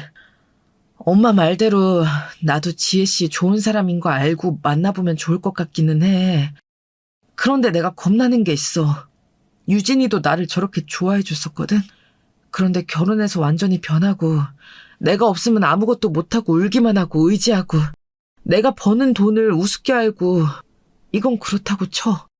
근데 그때 싸우다가 그렇게 전화해서 나를 나쁜 놈으로 만들어버렸던 상처가 정말 너무 커. 그것 때문에 여자를 지금 당장은 만나기가 힘들어. 마음을 받아들일 수가 없어. 언젠가 저러다 또 유진이처럼 변할까봐 아직 내 안에 편견이 있어. 엄마가 이 부분을 이해해주면 안 될까? 그러는데 진짜 가슴이 미어지도록 실감이 되더라고요. 아들이 얼마나 괴로웠을까, 트라우마가 생겨버렸구나 싶어 더 얘기를 못하겠더라고요. 그래서 알겠노라 했네요. 그래, 내가 너한테 뭐라고 더 말을 하겠니? 회사 아가씨랑은 용보민이가 알아서 정리를 해라 그럼. 그리고 너무 기죽지 말고 적당한 때가 되면 너도 그만 잊어. 지나고 나면 정말 아무것도 아닐 거야. 이렇게 마무리를 했어요. 이후로 시간이 지나 저와 아들은 각자의 삶을 사느라 바빴고 아들은 그 사이 몇 번 출장을 다니기도 하고 정신이 없었어요. 정말 무섭도록 일에만 몰두를 하더라고요. 또래 친구들은 그쯤부터 늦게 장가들을 가서는 바로 아기를 낳기도 하고 그런 소식들을 들으면서도 덤덤히 있었어요. 저는 이 무렵쯤부터 다녔던 정수기 회사를 그만두게 되었고요. 제 나이쯤 되니까 일 구하기 쉽지 않더라고요. 언제는 저보고 나이보다 젊어 보인다면서 좋다고 하더니 그래도 부담스럽다면서 다시 취소 전화가 왔었어요. 이런 저를 보며 아직 형부가 살아있고 삶이 유복한 편인 언니가 걱정하더라고요. 아직 용범이랑 같이 산다지만 그래도 언젠가는 너 걔 내보내야 될 거 아니야. 아직 젊은 애인데 이혼 한 번 했다고 평생 혼자 굶어 죽게 할 수는 없잖니. 그러려면 결국 너도 용범이한테 짐이 되면 안 돼. 이혼한 남자가 홀 시어머니까지 같이 한 집에 계속 산다고 해봐. 어느 여자가 오르고 하겠냐. 너도 힘 닦는 데까지 이르러서 얼른 용범이랑 살림 분리해야 돼. 계속 일 찾아봐. 언니도 알아볼게. 언니의 말이 정말 서글프도록 하나하나 다 맞는 말이었어요. 이 나이에 요양보호사 자격증이라도 따보려고 했는데 그쪽 일은 안 해본 거고 뭘 새로 공부하기도 어렵더라고요. 결국 계속해서 타협하고 또 찾아본 일이 파출부 쪽이었답니다. 처음에 아들은 반대했었어요. 엄마 몸 구석구석 고장난 데가 한두 군데가 아니야. 아니 내가 같이 돈을 벌고 있는데 뭘 그렇게 무리해. 그런 일 하지 마. 이 녀석아, 지금 내가 가릴 일이 뭐가 있어. 네가 돈 버는 게 무슨 상관이야. 너 한 2년만 있다가 네 살림 차려서 나가. 나 혼자 살고 싶어. 그러면서 저는 끝내 고집을 부려 파출부 일을 알아봤어요. 하지만 중간에 너무 무리를 했던지 저랑 좀 안 맞는 집을 만나게 되어 여러모로 고생을 했답니다. 무리한 부탁을 했다고 자꾸 부려대는 통에 집주인이라던 애 엄마랑 큰 트러블이 생겼어요. 아니 이모, 일 좀 잘하시면 제가 우리 애기 봐주는 이모 자르고 이모한테 다 맡길 생각이었어요. 그런데 너무 청소를 허투루 하신다. 우리 애기 아빠 알면 나 혼나요. 돈 엄한 데에다 쓴다고요. 애기 있는 집 한 번도 안 치워보셨어요? 여기 구석구석 다 드러내고 치우셔야죠. 게다가 우리 집은 강아지도 있으니까 진짜 손 바쁘게 움직이셔야 돼요. 진짜 일머리 없으시네. 이러면 이모, 우리 계속 얼굴 보기 힘들어요. 이렇게 말하는 애 엄마네 집은 제법 돈도 많이 준다고 하고 일거리가 많지 않다고 해서 갔던 곳인데요. 제가 너무 욕심을 냈던 것 같아요. 돈 많이 주고 일 쉬운 데가 어디 있겠어요. 까탈스럽게 구는 애 엄마는 처음 말과 다르게 갈수록 일들을 시켜대는 가짓수가 늘어났고 왜 여기 소개해준 분이 이직률 높다고 했는지 알겠더라고요. 잘 안 구해지니까 점점 돈은 올리는데 일은 너무 혹독하게 시켜대는 거예요. 고민하다가 결국 그만두게 되었어요. 중간에 무릎이 너무 안 좋아서 꼭 저 집 때문 일은 아니었지만 수술까지 하게 되었거든요. 그러니 아들은 끊임없이 반대를 하고 저는 그렇다고 맘 놓고 마냥 쉴 수도 없는 노릇이라 마음이 조급했답니다. 나중에 좀 쉬고 나오자마자 곧장 업체에 연락을 해서 얼른 일할 곳을 연결해달라 했어요. 그리하여 한 달가량 들어오는 일 없이 쉬고 있던 제게 한 곳을 소개받게 되었답니다. 저희 사정을 아는 업체 쪽에서 그나마 괜찮은 곳이라고 소개해준 집이었어요. 여기가 아마 거리가 좀 있긴 한데 그래도 돈도 괜찮게 주고요. 애기 엄마 까탈스럽지 않아야 애 하나 있긴 한데 그게 좀 극성 맞아서 맞추기 힘들었다나 봐. 그건 뭐 사람들 성향 따라 다르니까. 한번 가보실래요? 애야 학교도 가는 동안엔 집에 없을 테니까 시간 잘 조율해서 맞춰보면 되겠지. 일단 소개시켜 드릴게요. 저는 이 말을 듣고 얼마나 애가 난리 부르스를 치길래 저렇게 말하나 했어요. 듣자니 한창 말썽꾸러기인 나이라서 버릇이 좀 없다고 하더라고요. 저는 이렇게 계속 쉴 순 없고 면접이나 보자는 생각으로 다녀오게 되었어요. 거기서 그만 내 생에 2번 이렇게 놀라게 될 일은 없을 듯한 일을 겪었답니다. 생각해보면 그때 업체 사장님이 말할 때 거절하고 안 갔어야 했나 싶어요. 얼마나 가슴이 뛰고 놀랐던지 집에 들어와서 청심환을 그렇게 먹어댔거든요. 손이 달달달 떨려서 생전 안 타는 택시를 타고 돌아왔으니까요. 저보다 더 기겁하고 놀랐던 건 우리 아들이에요. 일단은 얘기를 해보자면요. 그 집은 정말 듣던 대로 대단하고 멋진 집이긴 했어요. 인수인계를 저한테 해줄 심산인 건지 이미 일하고 있었던 아줌마가 안내를 해주셨답니다. 그런데 안으로 들어갔는데 제가 시간대를 잘못 맞춰온 건지 몰라도 애가 돌아다니는 소리가 나더라고요. 그냥 그런갑다 하던 중 소파에 앉아있는 저에게 누군가 말을 걸었어요. 오늘 면접 보러 오시는 이모님이시죠? 여기 잠깐 어머! 이렇게 말을 하는 이 집 주인과 그 말을 듣고 돌아본 저 사이에 아주 짧고 굵은 정적이 일순간 흘렀어요. 왜냐하면 시간이 조금 흘렀어도 눈이 마주치자마자 느낌이 왔거든요. 우리는 구면이고 저에게 있어 그쪽은 제 아들과 이혼한 전 며느리이며 그쪽에게 저는 본인 전 남편의 엄마라는 사실을 말이에요. 사람이 너무 놀라면 굳어서 움직이질 못한다는데 저나 그쪽이나 누구 하나 먼저 몸을 틀어 입을 열어서 소리를 내지 못했어요. 정말 얼마나 기절할 듯 놀랐는지 몰라요. 심장 쿵쿵대는 소리가 들릴 정도였으니까요. 제 두피로 땀이 흐르는 게 느껴질 때쯤 그제서 겨우 며느리가 입을 열더라고요. 여기 주인이라는 명목하에요. 저기, 안녕하셨어요?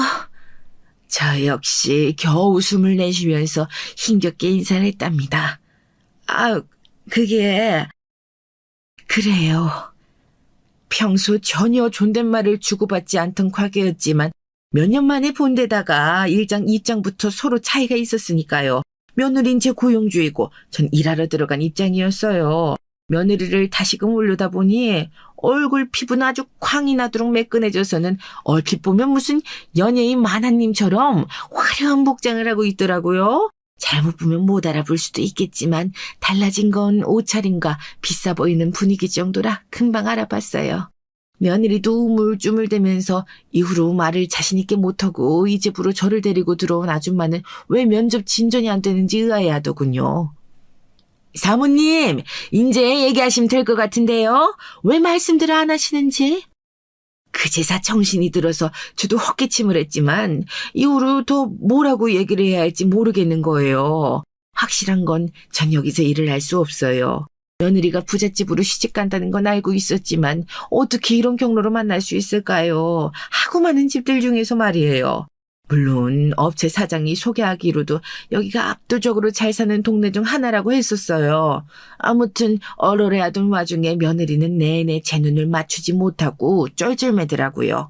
한 몇 초 뒤 정신이 들어 다시 보니 어찌되었건 저는 여기서 일할 생각이 없잖아요.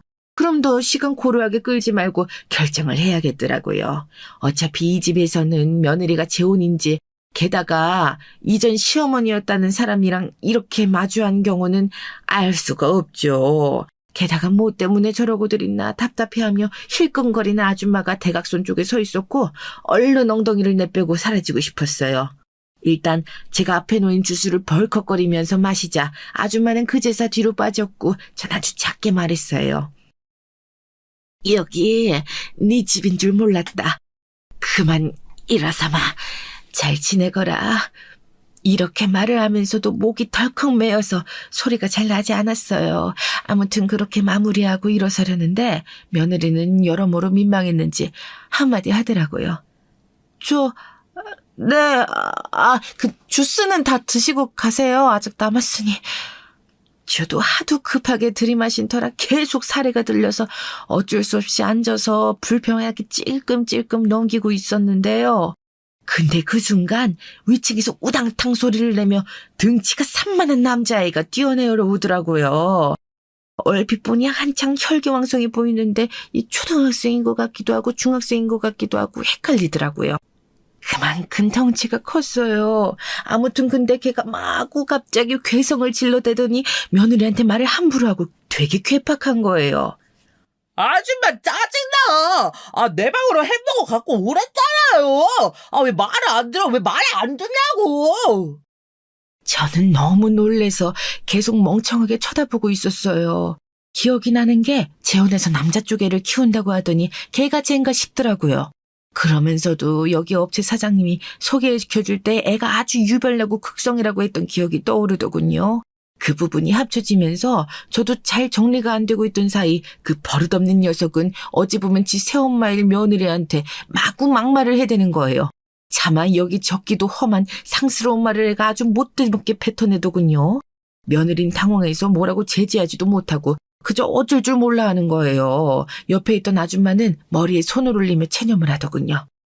아이고, 이 꼴을 또 보이네. 이러니 사람 구하기가 힘들지. 나는 진짜 다음 주까지밖에 못 나오는데 상황을 어쩐담. 이 집 사모님 짠해서 어쩌노.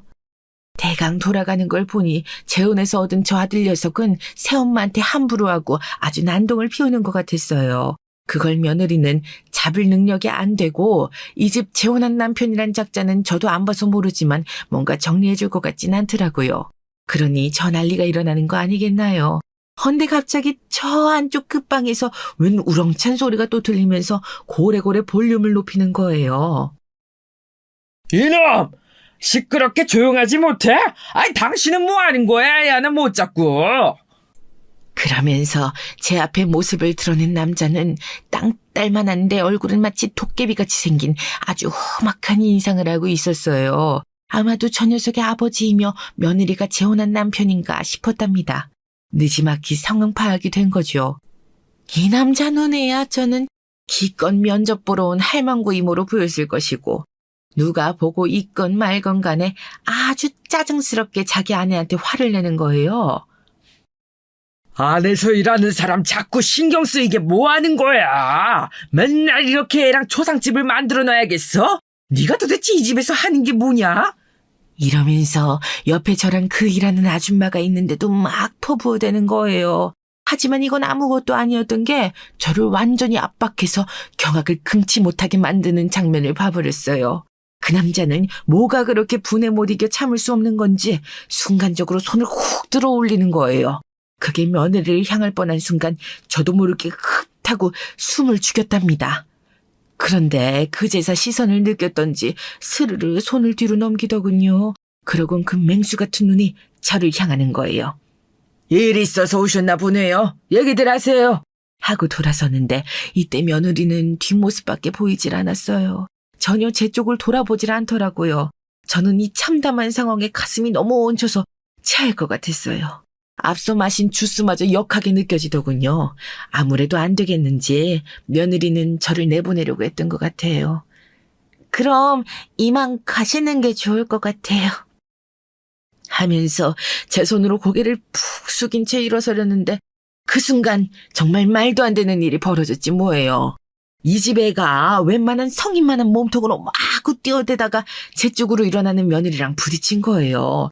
와중에 며느린 넘어지고 일어나면서 스르륵 벗어진 가디건을 주워 입으려는데 무심결에 그쪽으로 눈이 간 저는 눈을 질끈 감을 수밖에 없었어요. 그리고 다시 눈을 떠 몇 번이나 희번떡거리며 확인을 했는데요.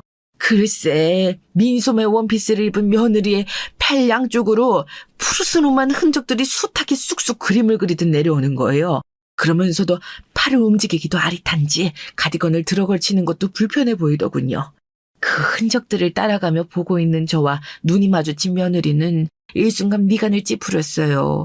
그러고 보니 그 광나던 피부도 가까이서 보니 미묘하게 얼굴 어딘가 푸르스름하면서 멍이 가라앉을 때 있는 그 누리끼리 한 자국도 있는 것 같았어요.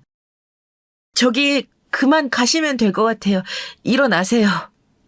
라고 하면서 고개를 휙 돌리는데 저도 모르게 입 밖으로 말이 튀어나왔어요. 잠깐만. 이게 다 뭐냐? 그러면서 순간적으로 손을 뻗었는데 제 손이 큰 적에 닿으니 아파하는 게 느껴지더군요. 얘 너 잠깐만 이게 뭐냐고. 헌데 이렇게 말하는 것과 동시에 그 날뛰던 아들 녀석은 또다시 요란스럽게 2층 계단을 후다닥 오르락내리락거리면서 뛰어와서는 느닷없이 울어대기 시작하는 거예요. 귀가 찢어질 것 같은 소리에 인상을 찌푸린 저를 두고 다시 그 안쪽 방에서 남자는 튀어나왔어요. 아이씨, 내가 애새끼 좀 조용히 시키라고 했지? 그러면서 저와 눈이 마주치니 아직도 안 갔냐는 눈으로 아주 죽일 듯이 노려보는 거예요. 저도 참 어디서 그럴 배포가 튀어나왔는지 모르겠어요. 평소에 저라면 꿈도 못 꿀 상황인데 말이에요. 마치 흐느끼듯 제대로 힘주고 뱉어내는 소리가 아닌 이상한 목소리가 튀어나왔어요. 아이, 이봐요. 이봐요, 아저씨. 저기 이게 어떻게 된 거죠? 나 이 아가씨 이 사모님 알아요. 그러자 며느리는 눈이 거의 뒤집혀질 듯 커져서 절 쳐다보더라고요. 아주 믿을 수 없단 표정으로요. 전 이어서 계속 말을 했어요. 사람을 이렇게 만들면 어떡하나요? 이 사모님 이게 뭐예요, 이거? 다 아저씨가 그런 거예요? 아니면 제가 그런 거예요? 그러자 남자는 코웃음을 치며 대꾸하기도 역겹다는 듯이 삿대질을 하더라고요. 아, 어르신이랑 할 얘기가 없어요. 그냥 가세요, 예? 저는 고개를 절레절레 저어가며 계속 말을 했어요. 이 남자의 얼굴이 점점 달아오는 걸 보면서도요.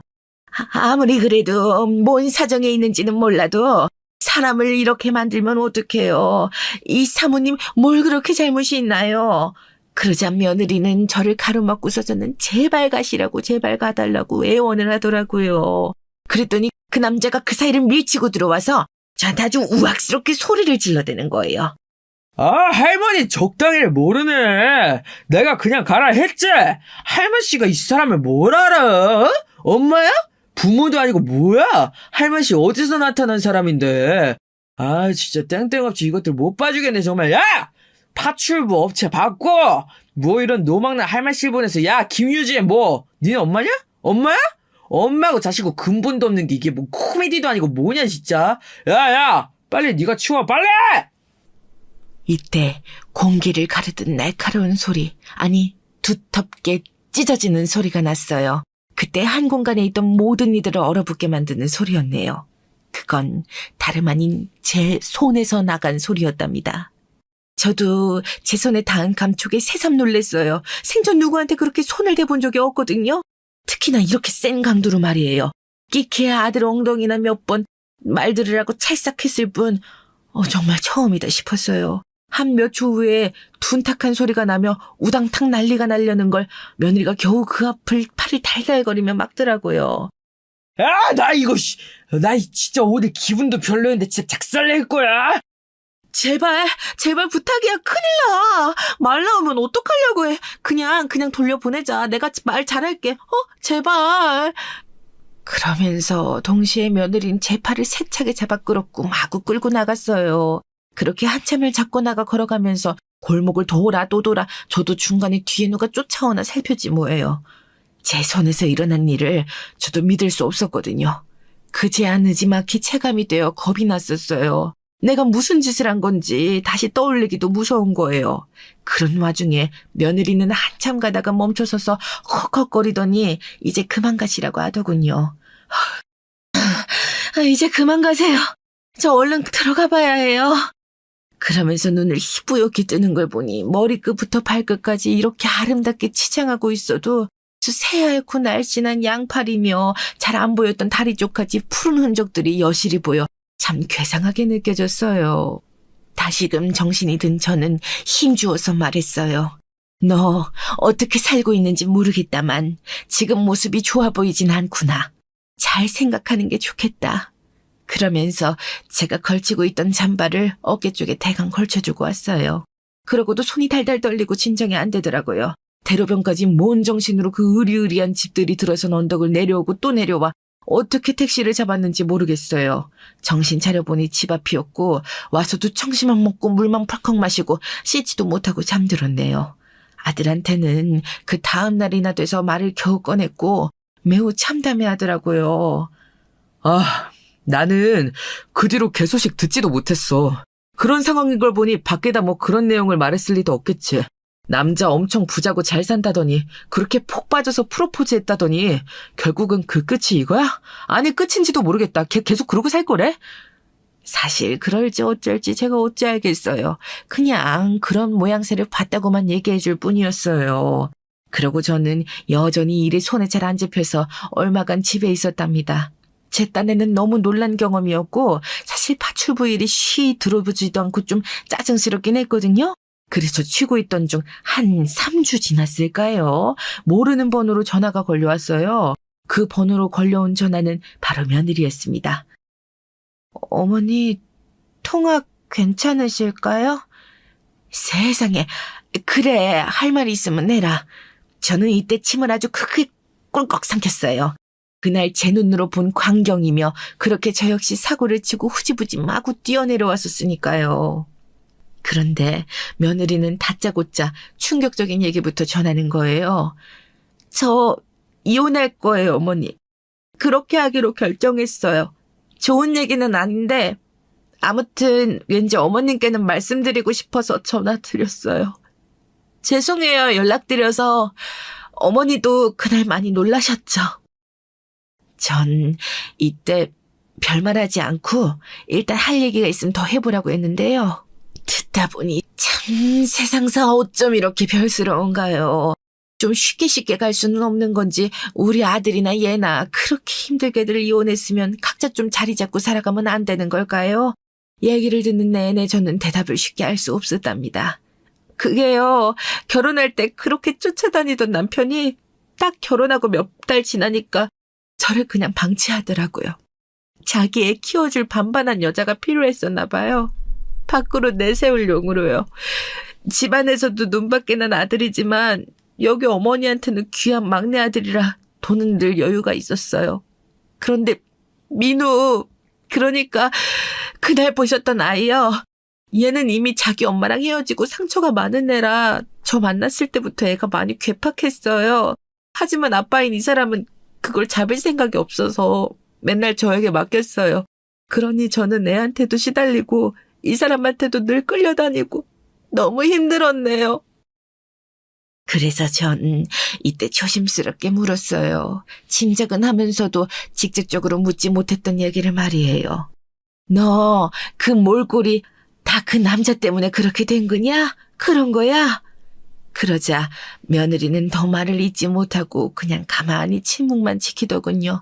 무언의 긍정이었던 것 같아요. 그래, 지금이라도 그렇게 결정을 내린 게 어디냐. 용케 그러고도 몇 년을 살았구나. 아무튼 알았다 그래. 잘 알았다. 잘 지내거라. 그러자 며느리는 뭔가 더 할 말이 있어 보이더라고요. 뭐냐고 물었어요. 저 어머니, 이런 말씀드려서 죄송하지만 저한테 잠깐만 시간 내주실 수 있을까요? 다음 주쯤 시간 괜찮으신가요? 그러면서 갑자기 약속을 잡는 것이 좀 당황스럽더라고요. 왜 그러냐고 했어요. 솔직히 그날의 상황이 궁금하긴 했지만 우리가 얼굴 편히 볼 사이는 아니니까요. 그게 그날 잠봐주고 가셨잖아요. 돌려드리려고요. 제가 아직 갖고 있어서 그것만 돌려드릴게요, 어머니. 제가 계신 곳 근처로 갈게요. 그러면서 한삭 후 오겠다고 하기에 고민이 무척 되었어요. 이걸 아들한테 말해야 되나 말아야 하나 하다 한 번 보고 말 거고 집 주소를 알려주는 것도 아니니 근처에서 보게 되었어요. 그런데 이날 제 앞에 나타난 며느리는 쇼핑백 하나를 건넸는데요. 그 안에는 제 잠바가 접혀 있었고 옆에 흰 봉투도 같이 담겨져 있었어요. 이거는 뭐냐? 하면서 쏙 뽑아서 묻는 저에게 며느리는 곧장 자리에서 일어나면서 말을 하더라고요. 안 받으실 것 같아서 이렇게 넣었어요. 그런데 받아주세요, 어머니. 그냥 저도 이제 마냥 철이 없지만은 않아요, 어머니. 참 험한 시간을 살았어요. 그날 어머니 뵙고 느낀 게 많았어요. 이 사람에게서 헤어나고 도망가겠다는 생각을 한두 번 해온 건 아닌데 그날 어머니를 만났던 게 거의 방아쇠 역할을 했네요. 꼭 그것에 대한 사례는 아니고요. 그냥 그동안 신세 많았습니다, 어머니. 그러면서 정말 곧장 카페 문을 열고 나가버리더군요. 쇼핑백을 들고 뒤늦게 어정쩡하게 쫓아나갔지만 며느리는 주차장 어딘가로 간 건지 보이지 않았어요. 봉투 안에 얼마가 있는지도 모른 채 저는 전화를 걸었지만 며느리는 받아주질 않았어요. 그날 저녁에 되어서야 묵직한 내용이 담긴 문자를 보내왔더군요. 봉투에 넣은 돈은 그냥 받아주세요, 어머니. 사실 여기 시댁분들이 주변 눈치 많이 보시는 분들이라 그간 아들에게 당하는 제 모습을 알고 입 닫는 조건으로 얼마씩 용돈처럼 주신 거예요. 저도 없이 자라서 처음에는 그냥 받았고 그렇게 참고 노력하면 다 잘 될 줄 알았네요. 근데 아니더라고요. 갈수록 저를 힘들게 하는 강도는 세지고 묵인해달라는 시부모님의 압박과 금액도 커졌어요. 힘든 날이 계속될수록 저도 사람인지라 이전 결혼 생활을 떠올린 적이 있었어요. 그러고 보니 내가 참 별것도 아닌 걸로 전 남편을 힘들게 했구나. 그 사람 얼마나 괴로웠을까 늦게나마 생각이 들더라고요. 그런데 그런 걸 떠올려봐야 다 무슨 소용이 있겠어요. 그 괴로운 시간 중 이따금씩 생각날 때가 있었는데 그날 어머니를 만날 줄 몰랐죠. 아시다시피 저에게는 가족이라고 부를 만한 사람이 없어요. 옛날이나 지금이나 앞으로도 그럴 거예요. 하지만 그날 제 가족처럼 화내주시고 야단쳐주신 어머니에 대한 은혜는 정말 갚아야 할 것 같아요. 그 마음을 받는다고 하고 넣어주세요. 안녕히 계세요, 어머니. 이렇게 긴 문자와 더불어 며느리가 저에게 자기의 마음이라고 봉투에 넣었던 돈은 현금 1억이었어요. 받으라고 하니 받았고 나중에 아들에게 이 상황을 오픈했습니다만 아들은 어찌해야 할지 모르겠다고 하더군요. 저 역시 같은 마음이라 그냥 손대지 않은 상태예요. 은행에 예금해두기는 했습니다. 하지만 1원도 건드릴 수 없는 돈이에요. 제 마음이 그걸 진짜 물질로서 받을 준비가 안 되어 있으니까요. 하여간 나쁜 쪽으로는 아니지만 참 착잡한 요즘입니다. 힘든 날들이 지속되다가 굴곡을 지나 이런 일 저런 일 별일을 다 겪네요. 일단은 제 건강이 우선이라 추스리고 다시 사회로 나가보려고 합니다. 제 두서없는 이야기들 여기까지 들어주셔서 감사합니다. 건강하세요.